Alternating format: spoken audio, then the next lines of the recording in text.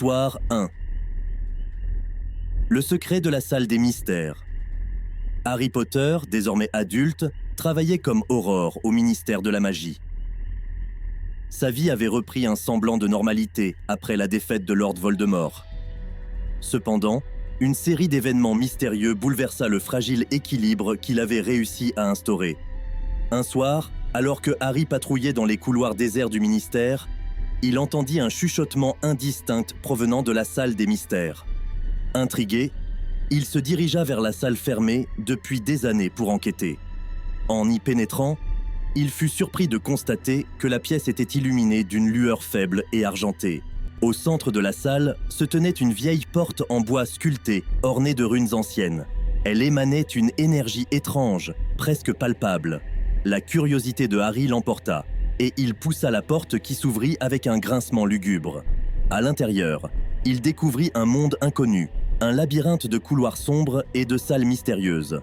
Chaque porte qu'il franchissait le conduisait à un lieu différent, certains évoquant ses souvenirs de Poudlard, d'autres des scènes qu'il ne reconnaissait pas. Alors qu'il explorait ce dédale surnaturel, des murmures inaudibles résonnaient autour de lui.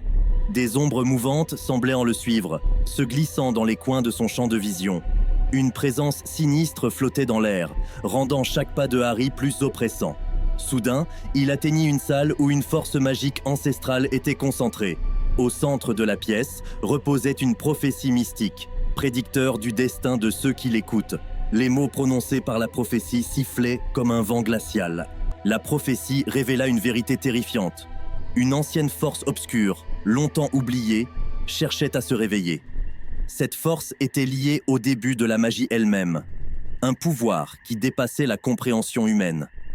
Harry comprit que sa mission n'était pas terminée. Il devait empêcher cette force de se libérer et de plonger le monde magique dans un chaos incommensurable.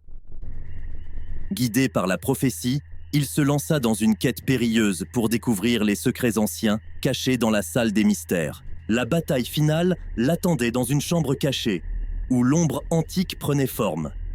Avec l'aide de ses amis fidèles, Harry parvint à sceller à nouveau cette force dans les méandres de la salle. La salle des mystères, une fois de plus, retrouva son silence, gardant ses secrets dans l'obscurité. Histoire 2. L'héritage obscur. Dans les années qui suivirent la chute de Lord Voldemort, Poudlard avait retrouvé sa splendeur d'antan.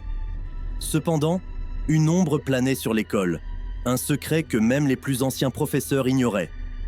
L'histoire se déroula lorsque Hermione Granger, désormais enseignante à Poudlard, découvrit un vieux parchemin poussiéreux dans la bibliothèque restreinte de la tour d'astronomie. Le parchemin révélait l'existence d'une société secrète autrefois prospérée à Poudlard, dont les membres pratiquaient une magie interdite.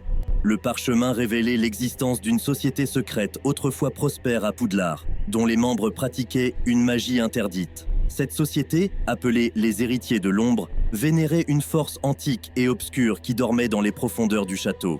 Intriguée, Hermione décida d'enquêter, mais plus elle en apprenait sur les Héritiers de l'Ombre, plus elle ressentait une présence malveillante dans les couloirs déserts de l'école. Les élèves commencèrent à remarquer des ombres furtives, des murmures nocturnes et des incidents mystérieux. Les investigations d'Hermione la conduisirent à une ancienne chambre secrète située dans les entrailles de Poudlard. Là, elle découvrit des inscriptions énigmatiques sur les murs, des rituels oubliés et des artefacts magiques interdits. Les Héritiers de l'Ombre avaient laissé leur marque, un mélange de magie noire et de loyauté envers une entité obscure. Le danger devint plus concret lorsque des étudiants disparurent mystérieusement. Des indices macabres pointaient vers la société secrète. Hermione réalisa que pour protéger Poudlard et ses élèves, elle devait affronter l'héritage obscur qui menaçait de ressurgir. Avec l'aide de quelques courageux élèves et du professeur de défense contre les forces du mal, Hermione pénétra dans le repère des Héritiers de l'Ombre. Une bataille magique s'ensuivit, mêlant sorts puissants, illusions tordues et sombres révélations. Finalement, Hermione découvrit l'ancien rituel que les héritiers avaient prévu pour réveiller l'entité obscure qui sommeillait. Elle parvint à contrecarrer le plan sinistre, scellant à nouveau la chambre secrète et dissipant l'ombre qui pesait sur Poudlard. L'école retrouva sa quiétude. Mais Hermione savait que le passé sombre de Poudlard ne serait jamais complètement effacé. Certains secrets étaient destinés à rester enterrés, même dans le monde magique. Histoire 3. Les murmures de la forêt interdite. C'était la 7e année à Poudlard, et Harry Potter était de retour pour sa dernière année scolaire. L'école était toujours marquée par les cicatrices de la guerre contre Voldemort, mais la vie semblait reprendre son cours normal. Cependant, quelque chose de sombre commença à émerger dans l'ombre de la forêt interdite. Tout a commencé par des murmures. Des élèves racontaient avoir entendu des voix étranges lorsqu'ils se trouvaient à proximité de la forêt. Certains disaient avoir vu des lumières mystérieuses danser entre les arbres, mais personne n'osait s'aventurer assez loin pour découvrir la vérité. Harry, Ron et Hermione, toujours avides d'aventure, décidèrent d'enquêter. Le trio se retrouva un soir à l'orée de la forêt interdite, baguette à la main. À mesure qu'ils s'enfonçaient dans l'obscurité, les murmures se faisaient plus distincts, comme des chuchotements dans une langue ancienne. Ils découvrirent une clairière étrange, illuminée par une lueur faible et fantomatique. Au centre se dressait une vieille fontaine de pierre, autrefois cachée par la végétation dense. Des symboles étranges étaient gravés dans la pierre, évoquant des rituels anciens. Soudain, une silhouette apparut parmi les arbres. C'était une femme vêtue de blanc, aux yeux brillants comme des étoiles.